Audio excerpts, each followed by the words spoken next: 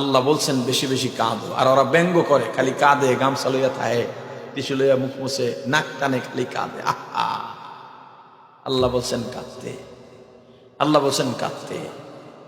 আল্লাহ রসুলের চোখের পানিতে পায়ের বৃদ্ধাঙ্গুলি দিয়া নহর বয়া যাইত, রাতে নামাজে দাঁড়াইতেন।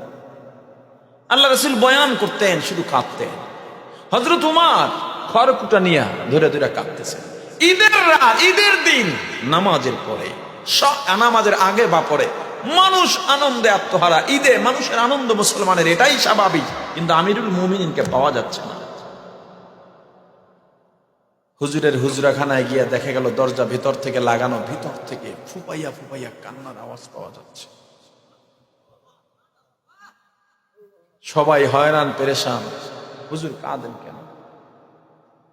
দরজায় নক করছেন ছোট করে, হুজুর আমরা কি অন্যায় করছি? হুজুর দরজা খুলে কাঁদেন আর বলেন তোমাদের অন্যায় নাই।